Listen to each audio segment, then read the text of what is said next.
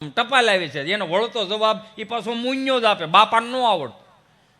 તોય અત્યારના યુવા પેઢી અમુક ક્યારેક એવા શબ્દો બોલી જાય છે કે અમારા દાદાને ખબર નથી પડતી, અમારા બાને ખબર નથી પડતી. એલા બાને દાદાને ખબર પડે છે ને એટલે તો આ વૈધું છે, નકરા વેસી ન દીધું હોય આ એટલે તેને રાખ્યું જ તમારી હાટુથી.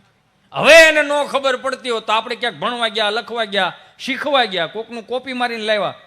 આ વડીલો તો એન્ડ્રોઈડ ફોન વાપરતા થઈ ગયા. બોલો, ખાલી એટલું જ પૂછે ગુજરાતી આવે ગુજરાતી, આપણે એમ કહીને હા હા તો હાલે.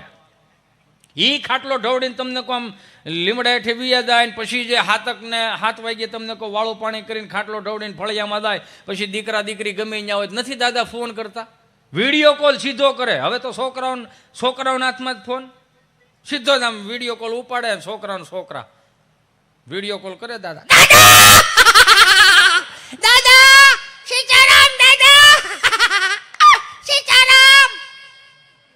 સીતારામ સીતારામ રાડો નાખમાં હજી કાલે પ્રોગ્રામ છે તારા બાપને.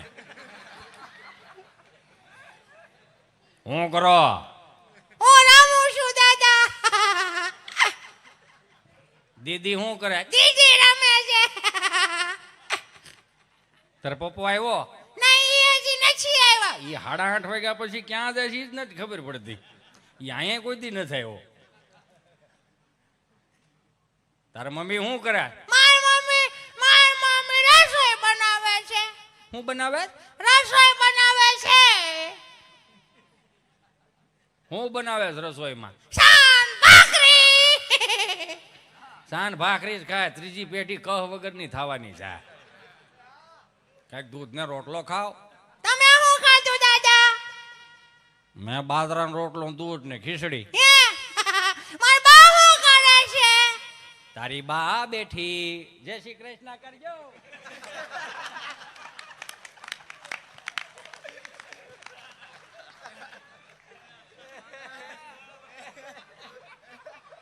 આ કોઈ શીખવાઈ ગયું છે દાદાને?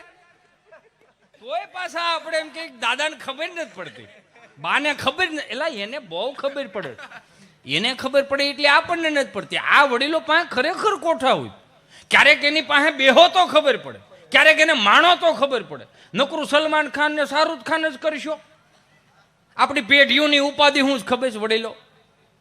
આ બેઠેલા યુવાનોએ કહું, ક્યારેક તમે તમારી જાતને ક્યારેક એકલા બેઠો હોય ને તો સર્ચ કરજો. ક્યારેક આમાં સર્ચ કરો છો ને ફોનમાં, ન હોય એવું. હે નકરું આલિયા ભટ્ટને એને સર્ચ કરી રાખે. આપણી પેઢીઓની ઉપાધિ એ થઈ છે, સલમાન ખાન કેદી લગ્ન કરશે ને એની ઉપાધિ આપણી પેઢી કરે છે. શાહરુખ ખાનની છોકરીનો બોયફ્રેન્ડ કોણ છે ને એની ઉપાધિ આપણી પેઢીઓ કરે છે. પણ આપણા બાપની 7 પેઢીના નામ આપણી પ્રજાને નથી આવડતા. એ થોડુંક નોંધમાં લેજો.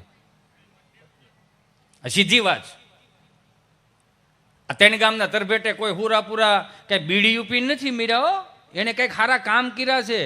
આ ધર્મની ધજાઓને માટે, ગાયોને માટે, બેન દીકરીની લાદ લૂંટાતી હોય એને માટે થઈને માથા પાડીને ધડ લડાવ્યા છે. એ હુરાપુરાના ઇતિહાસ વાંચજો.